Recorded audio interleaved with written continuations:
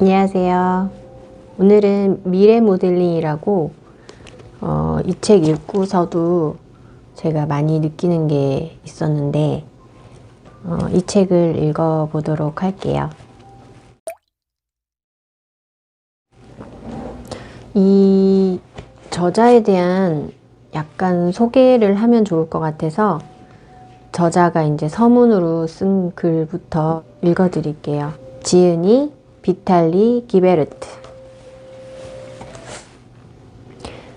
5년 전만 해도 나에게는 문제가 많았습니다. 그때에는 망설임 없이 다른 사람의 감정을 가지고 노는 교활한 사람으로 살았습니다.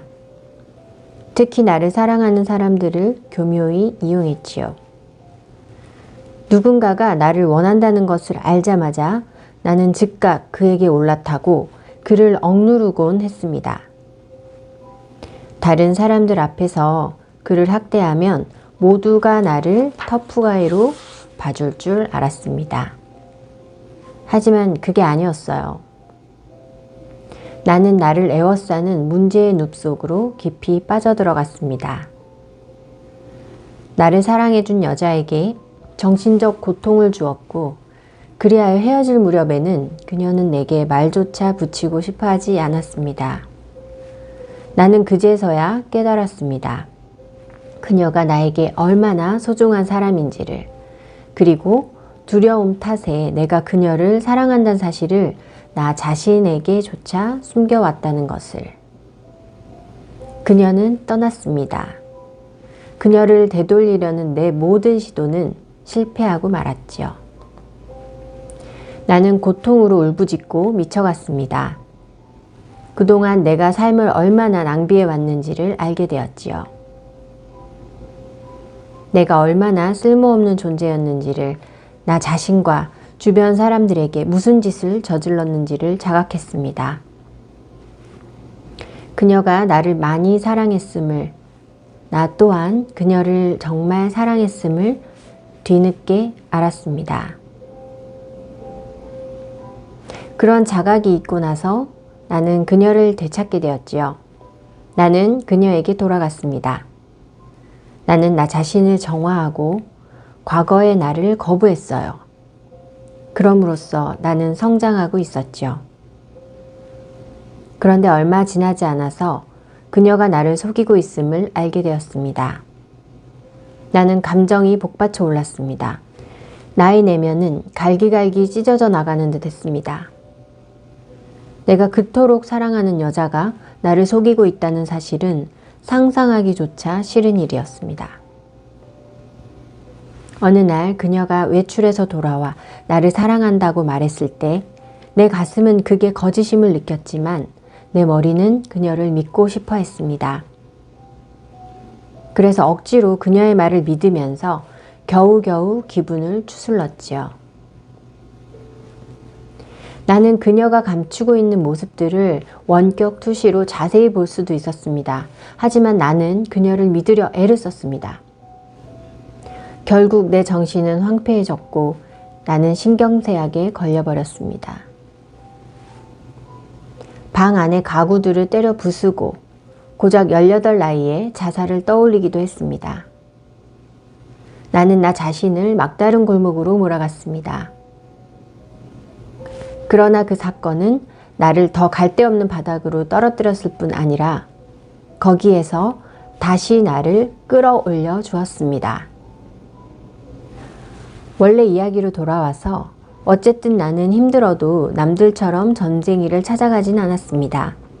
정신과 의사와도 상담하지 않았고요. 나는 오직 나만이 나 자신을 도울 수 있다는 것을 알았습니다. 내가 불행을 겪고 위장병에 시달리는 이유는 내가 내게 맞지 않는 방식으로 살아왔기 때문이었습니다.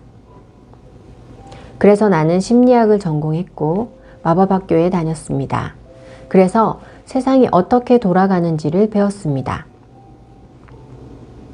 초능력과 생각을 물질화하는 법, 그리고 더 나은 삶의 방식을 배웠습니다. 그럼에도 나는 아주 잠깐 기분이 나아졌을 뿐이었어요. 내 머리는 이런 류의 아이디어를 혼용하기 시작했고 곧 새로운 문제가 불거졌죠. 그것은 내가 신이 어디에 있는지를, 왜 각각의 종교와 교리들이 서로 다른 신을 모시는지를 이해하지 못했기 때문이었습니다. 나는 실패와 시련과 실수로부터 보답을 얻었습니다. 나는 끊임없이 실수를 저질렀지만 아랑곳하지 않고 실험과 도전을 되풀이했습니다. 나는 아주 외고집입니다. 나는 더 나은 삶을 살고 싶었습니다.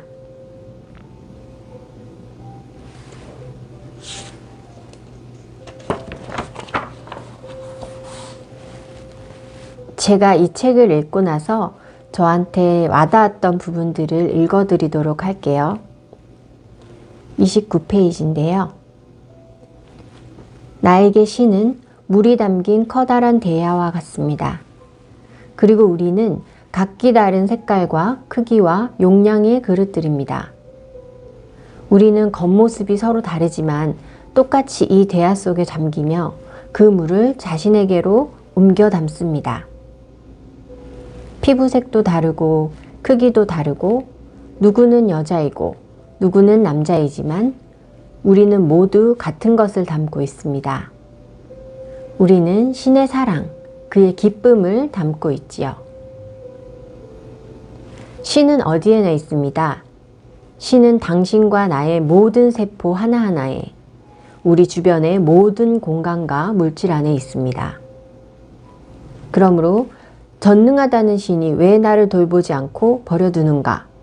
라고 묻는다면 우리는 실상을 잘못 보고 신호를 잘못 해석하고 있는 것입니다. 이렇듯 우리의 좁은 세계관으로만 판단하느라 그 어떤 것에도 만족하지 못하는 사람들이 꽤 많습니다.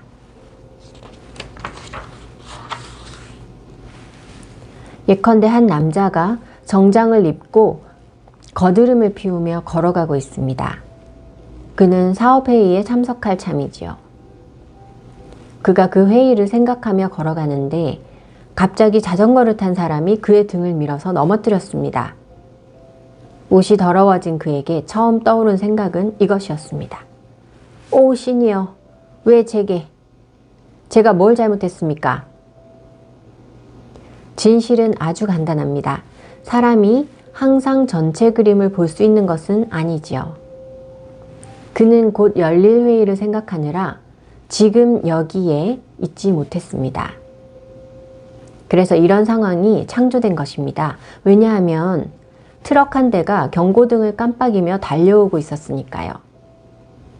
만약 자전거를 탄 멋진 사람이 등을 밀어 쓰러뜨리지 않았다면 그는 이후로 어떤 회의도 참석하지 못했을 겁니다. 명상과 알아차림을 통해 행위하면 그것은 우리 세계의 폭을 넓혀주고 만물에 깃든 신을 느껴 알게끔 합니다. 그것은 신에 대한 우리의 믿음을 되살려 어떤 규칙과 표준에도 얽매이지 않았던, 우리가 그저 우리 자신으로서 행복했던 오래전 어린 시절처럼 이 모든 순간을 다시 자발적이고 자유롭게 즐기도록 돕습니다. 마음속의 모든 제약을 걷어내고 우주 끝까지 넓어지라. 무한만을 당신의 유일한 한계로 삼으라. 모든 사람은 스스로 자각하고 있진 않지만 한없는 우주 그 자체입니다. 두 번째로 제가 읽어드리고 싶은 부분을 읽어드릴게요. 두 번째로 제가 읽어드리고 싶은 페이지는 131페이지입니다. 당신 안에 있는 모든 미신을 역추적해서 이런 고정관념들을 제거하는 것이 중요합니다. 그것들을 부수고 다시 프로그램하세요. 어떻게 하느냐고요? 불운의 징조를 만날 때마다 반대로 행운이 온다고 말하세요. 스스로 프로그램을 다시 쓰고 그것을 자신의 무의식 속에 입력하세요. 그러면 이 징조는 맞아떨어지기 시작하고 시간이 흐를수록 점점 더 큰 행복을 불러올 것입니다. 부모의 두려움에 따라 살기를 멈추고 마음의 고정관념을 거절하는 것은 단순하면서도 멋진 일이죠. 당신 자신에게로 돌아오세요. 나는 그렇게 했습니다. 우리 가족은 미신을 아주 많이 믿었습니다. 내 머릿속은 미신의 프로그램들로 가득 찼었죠. 나는 그것의 방향을 반대로 돌려놓으려고 애를 써야 했습니다. 여러분은 지금까지 검은 고양이가 길을 가로지르면 어릴 때 내가 그랬듯이 단추를 꼭 쥐거나 다른 사람이 먼저 그곳을 통과해 갈 때까지 기다렸을 것입니다. 하지만 고양이의 저주 따위는 핑계일 뿐입니다. 모든 것은 마음의 장난입니다. 그것들을 의식적으로 가지고 노는 것이 중요합니다. 당신 스스로 규칙을 만들고 그것에 따라 사세요. 나는 모든 고정관념과 미신을 반대로 해석하는 것을 나의 규칙으로 삼았습니다. 심지어 666은 내가 좋아하는 숫자가 되었죠. 왜 그런지 설명해 볼까요? 오래전부터 666은 사악하고 부정적인 악마의 숫자로 여겨졌습니다. 그러나 이 숫자를 정말 나쁜 것으로 만든 것은 무엇일까요? 아무것도 아닙니다. 그것은 가짜 도그마입니다. 나는 창조주를 믿습니다. 그는 모든 것을 창조했지요. 경전들을 보면 신이 풀잎 하나하나까지 전부 창조했다고 쓰여 있습니다. 그 말은 곧 신이 666이라는 숫자 또한 창조했다는 뜻입니다. 그렇다면 그 숫자에 무슨 잘못된 구석이 있겠습니까? 신이 만든 것이라면 왜 우리가 두려워해야 합니까? 단지 사람들의 미신일 뿐 근거는 아무데도 없습니다. 내 생각에 모든 것은 신으로부터 왔습니다. 남김없이 모든 것이 말이죠. 따라서 모든 것이 내게 기쁨과 행운을 가져옵니다. 오래전에 나는 많은 사람들의 삶을 망친 모든 불운한 징조들이 실은 단지 행복과 번영을 위한 가능성이라고 믿기로 결정했습니다. 오래전에 나는 많은 사람들의 삶을 망친 모든 불운한 징조들이 단지 행복과 번영을 위한 가능성이라고 믿기로 결정했습니다. 당신도 그것들을 다시 프로그래밍할 필요가 있습니다. 깨진 거울, 빈 양동이, 검은 고양이. 이 모두는 행복과 사랑과 돈이 찾아오리라는 징조입니다. 나는 그런 것들을 만날 때마다 행복과 달콤한 일들이 찾아올 징조로 여깁니다. 나는 새로운 프로그램을 짭니다. 그러면 그것은 곧 작동하기 시작하죠. 나의 내면 세계는 더 깨끗해지고 더 아름다워지며 부정적인 프로그램이 없으니 사랑으로 가득 찹니다. 정말 단순한 원리입니다. 단지 그렇게 하기만 하면 됩니다. 대부분의 사람들이 매일매일 자신을 저주하고 불행과 불운으로 프로그래밍하고 있다고 상상해 보세요. 거울 하나가 깨지면 7년 동안 재수가 없다니. 어린 시절에 나는 이 말을 얼마나 두려워했는지 모릅니다. 그러나 지금은 거울을 수백 개라도 깰 수 있죠. 그 각각의 거울이 7년간의 행복과 사랑과 돈을 보태줄 테니까요. 누구나 그렇게 할 수 있습니다. 더욱 성공하고 더욱 행복해질 수 있습니다. 모든 불필요한 것들을 집어 던지세요. 틀과 금기로부터 벗어나 새롭고 행복한 삶을 시작하는 것이 중요합니다. 그저 삶을 의식적으로 이해하고 사랑과 기쁨으로써 사세요. 방금 우리는 오랫동안 우리의 삶에 해를 끼쳐온 커다란 댐을 하나 더 무너뜨렸습니다. 이제 우리의 강물의 힘은 더욱 커졌고 소망을 실현하는 쪽으로 방향을 돌릴 수 있게 됐습니다. 당신의 소망과 생각이 더 빠르게 실현될 것이니 목표를 정확하게 하세요. 자, 이제 마지막 댐입니다. 이전 댐들보다 크지도 작지도 않지만 더 견고한 댐이지요. 그것은 불평불만의 댐입니다. 삶 전체를 통틀어 우리는 불평불만을 쌓아왔고 이 댐을 강화해 왔습니다. 그리고 그것이 이제는 습관이 되었습니다. 우리는 온갖 이유를 들어서 심지어 전혀 중요하지 않은 이유로도 화를 내지요.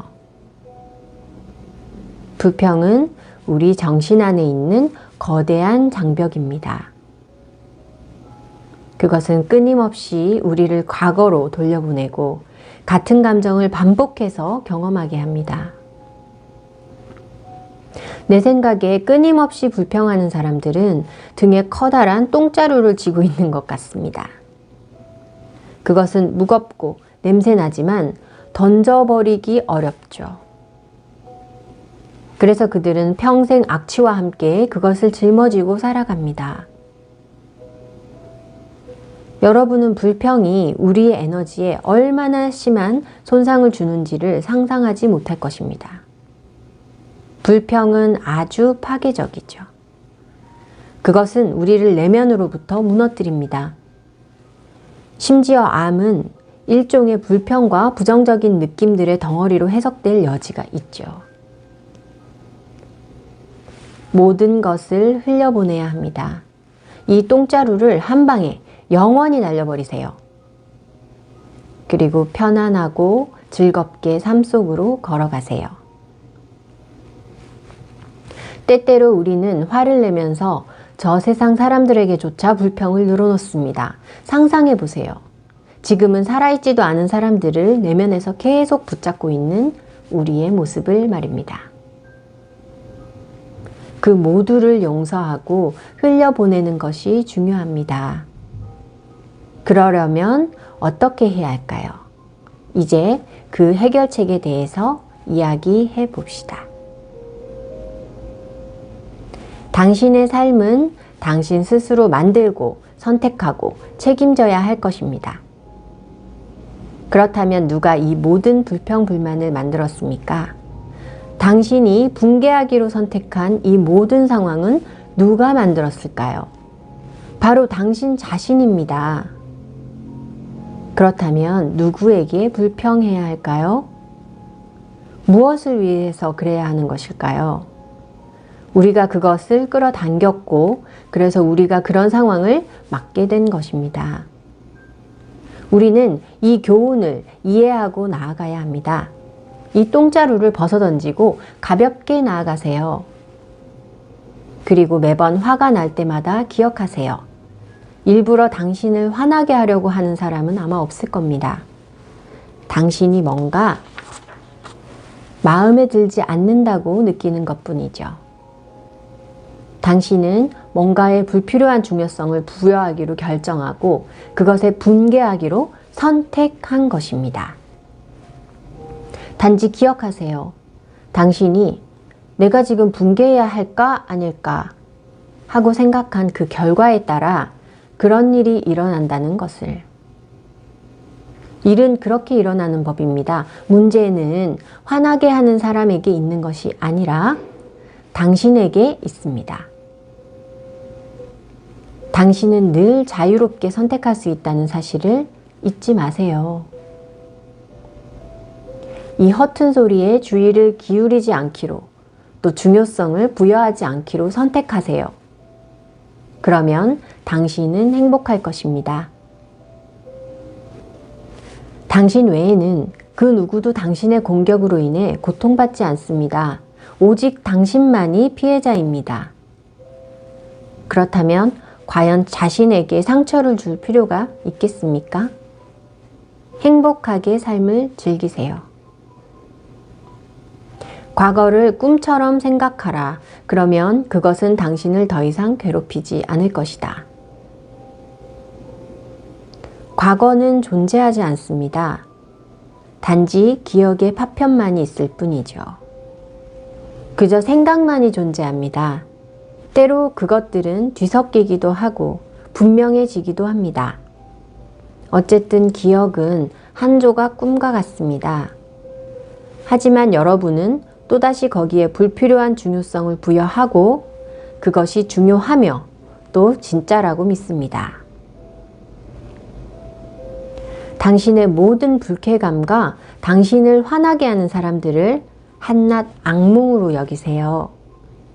긴장을 풀고 그 꿈들의 중요성을 부여하지 마세요. 지금 여기에 존재하세요. 그러면 당신의 삶은 행복이 넘칠 겁니다.